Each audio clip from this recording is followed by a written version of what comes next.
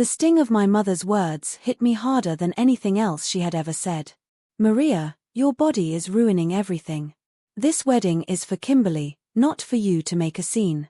I froze, standing at the edge of the ballroom, trying to stay out of the way, trying to remain invisible. The sound of laughter echoed in the grand room, champagne glasses clinking in celebration, but all I could hear were my mother's words, reverberating through my head. My sister's wedding was supposed to be a joyous occasion. Everyone was here to celebrate her, Kimberly, the golden child. I should have been happy for her. I should have felt joy, like everyone else. Instead, I stood there, feeling the weight of my parents' disapproval crush me. I hadn't realized how much I had been holding in until that moment. All my life, I had tried to measure up to the impossible standards my family set for me. They expected perfection, especially my mother, with her perfect skin, perfect figure, and flawless smile. My sister, too, had always been perfect. And there I was, in their eyes, always failing, always the one who didn't quite fit. The family was gathered, admiring Kimberly in her sparkling wedding dress, exchanging pleasantries, congratulating her on finding her perfect match. Meanwhile, I was invisible. And the worst part, I felt like I always had been. Every little comment, every disapproving look, every whispered word about my weight, about how I didn't look the way I should, it had all built up over the years. But this was different. This was in front of everyone. I could feel my throat tighten as I stood there, but I refused to cry in front of them. I wasn't going to give them the satisfaction. But inside, I felt as if my soul was breaking. I turned away, trying to leave unnoticed, but of course, it was impossible. As I walked out the door and into the cool night air, I found myself on the balcony, my hands gripping the railing. I could feel the tears threatening to fall, but I fought them back. No, I wasn't going to let this break me. I had spent my whole life seeking their approval, bending over backward to meet their expectations. But today, in that moment, something inside me snapped. I wasn't going to be that person anymore. I stood there for what felt like an eternity, the cold air brushing against my face, the distant hum of music and laughter still lingering from inside. I thought about everything they had said over the years, how I was too fat, how I didn't measure up, how I was ruining their image. They hadn't just criticized my body, they had made me feel like I was worthless. And today, in front of everyone, they had done it again. I had tried so hard to fit into their world, to change for them. I spent years battling with my body, trying diets, trying workouts, doing everything I could to look like Kimberly. But no matter what I did, it was never enough. They were never satisfied. And today, it hit me, the truth that I had been too afraid to admit. I wasn't going to change for them anymore. I didn't need their validation. I didn't need to be perfect. What I needed was to finally accept myself for who I was, flaws and all. But I couldn't just accept it quietly. I needed to take control. I needed to make them see me, to prove that I was worthy of something. Something other than their pity. I didn't know exactly what I was going to do, but I knew it was time to stop asking for their approval. I wasn't going to beg them to love me. I wasn't going to plead for them to notice me. I was going to make them see me. The next few months were a blur of intense action. I started by focusing on myself, not to change for anyone else, but for me. I hired a personal trainer, not to lose weight, but to become stronger, more confident in my own skin. I enrolled in a nutrition program, not to restrict myself, but to fuel my body with the nourishment it deserved. I began working on my mental health, building my self-esteem, learning to love myself as I was. I had spent years chasing someone else's version of beauty, but now, I was creating my own. And along the way, I began to notice something strange happening. People were starting to take notice. They didn't care about my size, they cared about my passion, my energy. I found an unexpected outlet. I had always loved fitness, and I began sharing my journey with others. I started posting about my workouts, about embracing body positivity, about learning to love yourself at any size. Slowly, my platform grew. People connected with me, and it felt amazing. For the first time in my life, I was doing something for me, and people actually supported me.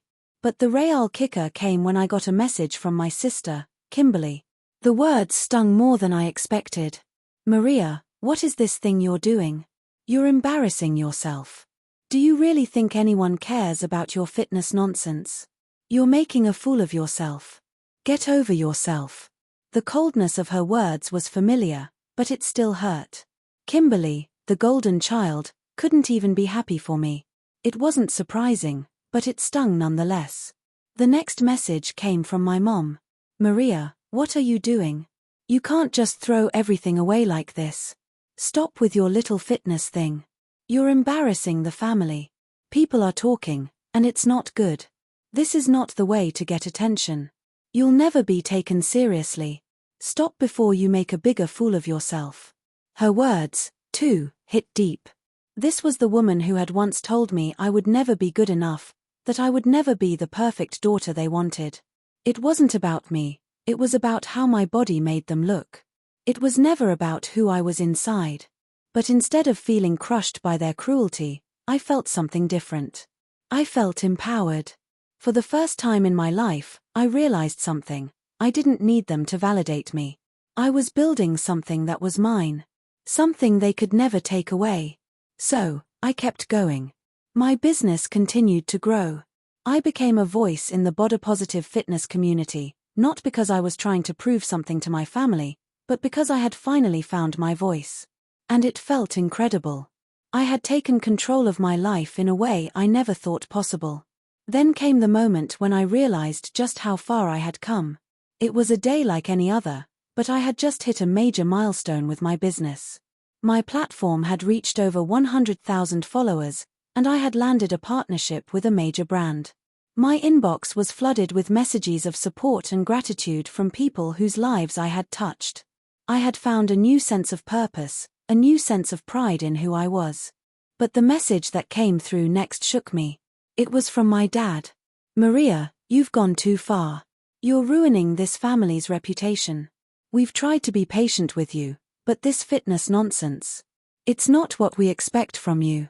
It's time you stop this before it gets worse. You're not making us proud.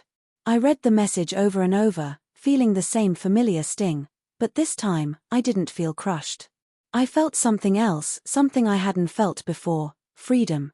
I didn't need their approval. I didn't need their love. What I had built for myself. And it was beautiful.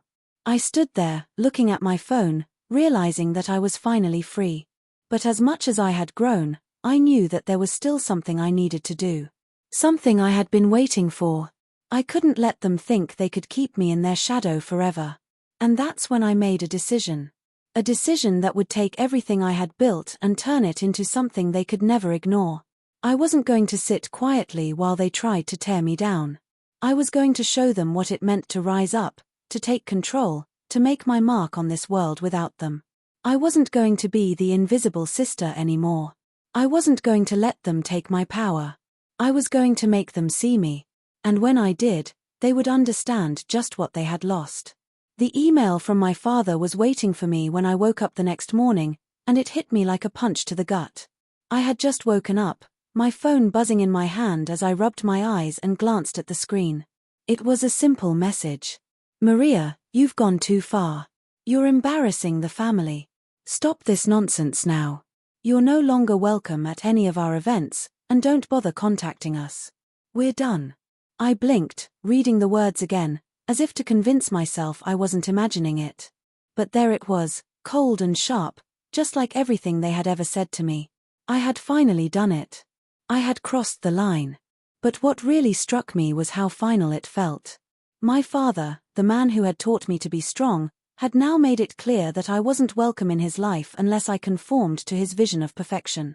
It was as if everything I had built over the past year, the business, the confidence, the new friendships, was worth nothing to him. I wasn't his daughter anymore. I was just a reminder of everything he wished he could erase. I stared at the message, my heart pounding in my chest, the feeling of betrayal so deep it almost consumed me. For the first time, I didn't feel crushed. I didn't feel like I needed to curl up in a corner and cry. No, this was different. This was the moment I had been waiting for, the moment that would fuel the rest of my journey. It wasn't about them anymore. It was about me. I stood up from my bed, pacing around the room, trying to process it all. I thought back to every insult, every rejection, every time my family had told me I wasn't good enough. And now, they had officially erased me from their lives. But instead of feeling defeated, I felt something else rising in me. Power. They had underestimated me. They thought I'd crumble. They thought they could break me down with their words, their judgment, their rejection. But I wasn't weak anymore. I was stronger than I had ever been, and I was done seeking their approval. I was done being their invisible daughter. I had my own life now. I had my own identity. I walked to the mirror and stared at my reflection. My body had changed over the past few months, but it wasn't just the physical transformation that had made me feel strong. It was everything I had done on my own. I had taken control of my life, and no matter how hard they tried, they couldn't take that away from me. But as much as I felt empowered, there was still one thing I needed to do. I couldn't let them think they had won. They had humiliated me, pushed me aside, treated me like I didn't matter, and now I was going to show them just how wrong they were. They thought I'd never succeed. They thought I'd be nothing. They thought they could keep me in their shadow forever. I wasn't going to let that happen. I spent the next few days making a decision. A big one. I wasn't going to just build my business quietly anymore. I was going to take it to the next level, and I was going to do it in a way they would never expect. I had already been working with influencers, posting videos about body positivity, fitness, and self-love, but now, it was time for the world to know who I was. I started reaching out to major fitness brands, sending proposals, offering to collaborate, and putting myself out there in a way I never had before. It wasn't just about fitness anymore. It was about taking the power back, showing everyone that my body, my size, my journey, were mine to control. I didn't need them to succeed. I didn't need them to approve of me. And then the opportunity came. A major fitness brand reached out to me. They wanted to collaborate. They were interested in featuring me in their next campaign. I almost couldn't believe it. This was it. This was the breakthrough I had been waiting for. But it was more than that. It wasn't just about the campaign, it was about proving to my family that I was more than they ever gave me credit for. It was about making them see what I had accomplished, without them. I signed the contract and started planning my content. Every part of me was invested in this. I had been working so hard, but this was it, the moment I would show my parents, my sister, and everyone who had ever doubted me, that I was more than their judgment. I had worked tirelessly to build something that was mine, and now, I was going to let the world see it. As the days passed, I felt the shift. More and more people started following my platform. The collaboration with the fitness brand went live, and I couldn't believe the response. Messages from women who had struggled with their bodies, their confidence, poured in. They thanked me for sharing my journey. They told me I was an inspiration. It felt surreal. And yet, there was a part of me that felt something else, something deeper. I had been given a platform, but this was more than just a business opportunity. It was my chance to prove that I had value not just in the fitness industry, but in my own life. But then, just when I thought things were finally turning around, my phone buzzed. It was from Kimberly. "Maria, I just saw your latest video. You really think this is going to get you anywhere? You're embarrassing the family. Honestly, I can't believe you're still doing this. It's pathetic. No one is going to take you seriously." I read her message 3 times, as if I was waiting for it to change, for the words to soften. But they didn't. It was the same venom she had always sent my way. I let out a long, slow breath. It hurt. But I wasn't going to let it stop me. Not now. Not ever again. And that was when I decided, I wasn't just going to show my parents and Kimberly that I could succeed. I was going to take it further. I was going to build my empire, and when they saw me on top, they would realize just how wrong they were about me. Days turned into weeks, and I continued to build. My business grew exponentially, but as my success became more apparent, so did the pressure from my family. They began reaching out, demanding that I come back, that I apologize for the embarrassment I had caused. But I wasn't going to back down. Not now. And then, just as I was on the verge of securing a major investor for my business, something unexpected happened. My mother, who had been silent for months, called me. The sound of her voice was shaky, almost pleading. Maria, I know things have been difficult between us, but we need to talk. Your father, he's not well. His health is declining, and we need you to be there. My stomach dropped. Was this some kind of manipulation? Were they finally coming around, finally seeing my worth? Or was it just another attempt to pull me back into their world, to make me feel like I needed them again? I hesitated, unsure of what to do. But then, something inside me shifted. This wasn't about them. It was about me, and my future. My business. My life. I could feel the weight of the decision pressing down on me. I wanted to be there for them, but at what cost? I had spent my whole life sacrificing for them, and now I had to decide if I was willing to go back to that toxic world. I thought about my journey, about the woman I had become, and what I had built for myself. And as I thought about it, I realized that I wasn't sure if I could ever go back. But there was one thing I did know for sure: I was not going to let them decide my future again. The worst part? I thought I was done with them. But what I didn't know was that my family still had one more card to play. The words echoed in my head as I stood in the hallway of my parents' house, trying to steady my breath. I had been through so much already. I had fought for my independence, for my right to be seen, and for my future. But now, standing here on the precipice of something I couldn't fully understand, I realized that the hardest battle was yet to come. I had come back. I had come back because of my mother's message, and because, deep down, I wanted to believe that I could still be part of this family, despite everything. I wanted to be there for my father, who was sick, who was weak, who needed me. But now, everything had changed. I had changed. The moment I walked in, I saw Kimberly standing in the hallway. She was pale, anxious, and her eyes were wide with something between fear and guilt. She opened her mouth as if she were about to speak, but the words wouldn't come. "Maria, we need to talk," she whispered, her voice trembling. It was unlike her to be so vulnerable, so human. Something wasn't right. "What's going on?" I asked, my tone guarded. The last time we spoke, things were cold, too calculated, and I had left with the certainty that my sister and I could never truly be sisters again. But now, everything felt different. She glanced toward the stairs, as if checking to see if anyone was listening, before pulling me closer, her voice dropping even lower. "I know you've been building something, Maria. I see it. I see you, out there, making something of yourself. But you need to know, there's more to our family than you realize." I could feel my heart race in my chest, my palms sweating as I held my composure. This wasn't the sister I knew. This wasn't the cold, perfect image I had been rejected by for so many years. This was raw. This was something I had never expected to see in her. "What do you mean, Kimberly?" I asked, my voice trembling, both out of fear and curiosity. Her eyes darted nervously. She opened her mouth to speak, then hesitated, as if weighing her next words carefully. "It's about Mom and Dad. They've been hiding things from you, Maria. Things you're not ready to hear. I don't know if I can even tell you, but..."